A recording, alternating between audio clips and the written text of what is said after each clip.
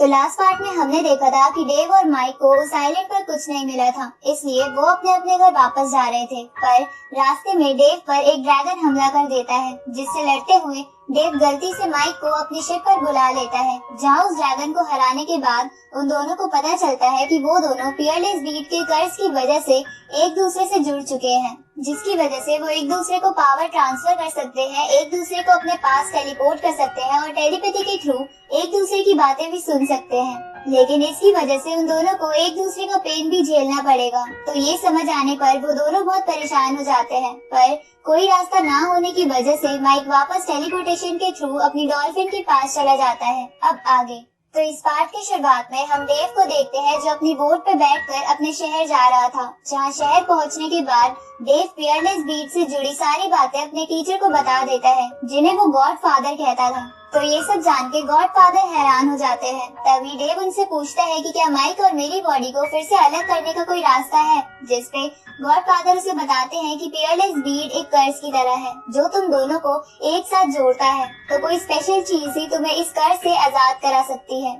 इसके बाद God father Dave से कहते हैं कि ब्लू डोमेन यानी माइक के शहर के लोग वैसे तो इंसान ही हैं, पर उनके रहने और जीवन जीने का तरीका अलग है, जिसकी वजह से हो सकता है कि इस कर्ज की वजह से कल्टीवेशन में प्रॉब्लम हो।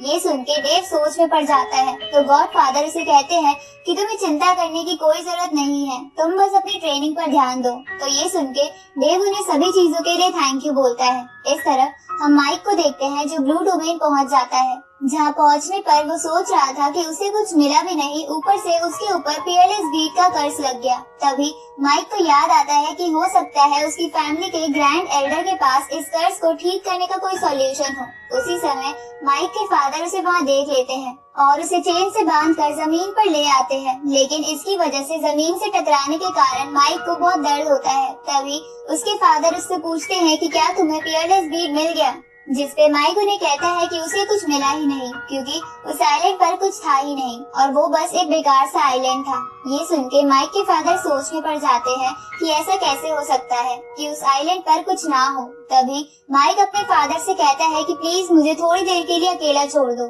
क्योंकि मुझे बहुत इम्पोर्टेंट काम है। और ये कह के माइक अपने विंग्स की मदद से ग्रैंड एल्डर के पास जाने के लिए निकल जाता है, जहाँ माइक को जाता देख उसके डैड उससे कहते हैं कि एक तो तुम वहाँ से कुछ नहीं लाए, उल्टा मुझे ही नखरे दिखा रहे हो। पर एक डैड होने के नाते मैं तुम्हें बता देता हूँ कि अपनी मॉम से बच के रहना। आगे माइक ग्रैंड एल्डर के घर पे आ जाता है और उन्हें आवाजें लगाने लगता है, लेकिन वहाँ माइक को ग्रैंड एल्डर नहीं दिख रहे थे। तो माइक ग्रैंड एल्डर को पूरे घर में ढूंढने लगता है। तभी माइक को ग्रैंड एल्डर के द्वारा बनाई गई ताजी शराब की खुशबू आने लगती है, जो माइक को बहुत पसंद आती है। तो माइक पूरे घर में शराब ढूंढने लगता है, जहाँ थोड़ी देर ढूंढने के बाद उसे एक कंटेनर में शराब मिल जाती है, जिसके बाद माइक उस पूरी शराब को पी जाता है, जिसकी वजह से उसे बहुत नशा हो जाता है और वो नशे में बोलता है कि जब से मैं डेव से मिला हूँ तब से मेरे साथ कुछ भी अच्छा नहीं हुआ। ऊपर से इस बेकार से फियरलेस बीट की वजह से हम दोनों एक हो गए हैं, इसलिए मुझे जल्द ही इससे आजादी पानी होगी। इसके बाद माइक और शराब पीता है। इधर हम डेव को देखते हैं जो अपनी शहर की मार्केट से होता हुआ कहीं जा रहा था, जहाँ जाते हुए वो निराश होते हुए सोचता है कि गॉड फादर को भी फियरलेस बीट के कर्ज को तोड़ने का सॉल्यूशन नहीं पता, इसलिए उसे कोई रास्ता ढूंढना होगा।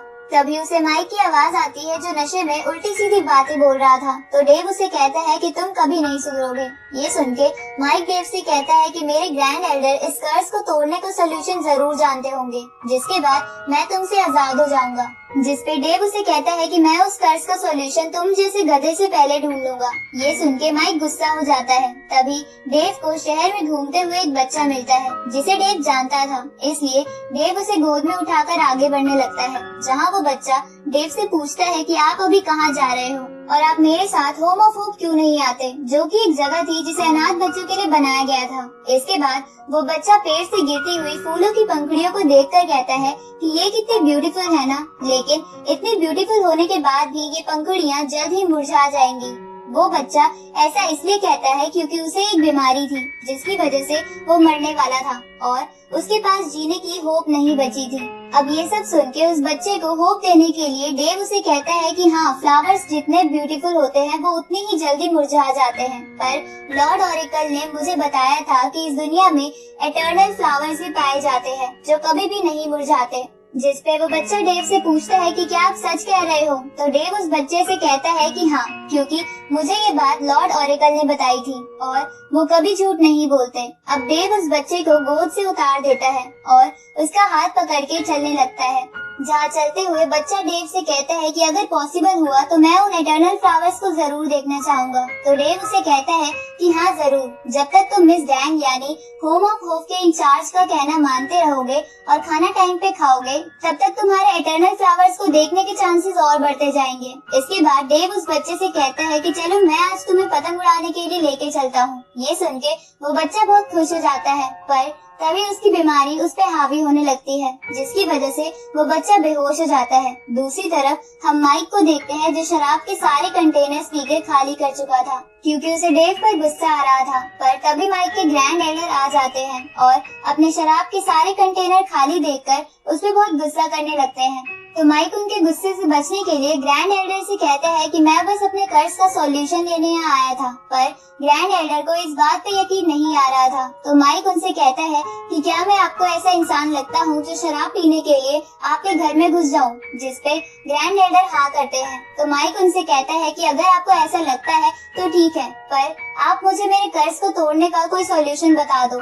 ये सुन के ग्रैंड एल्डर माइक को अपने पास लाकर उसे चेक करने लगते हैं और चेक करने के बाद उसे कहते हैं कि तुम्हारी स्पिरिचुअल एनर्जी बिल्कुल फुल है और तुम्हारी एलिमेंटल पावर भी ठीक काम कर रही है, इसलिए तुम पर कर्ज लगे होने का तो कोई सवाल पैदा नहीं होता। इसलिए तुम जरूर मुझसे झूठ बोल रहे हो ताकि तुम आगे भी मेरी शराब चुरा सको।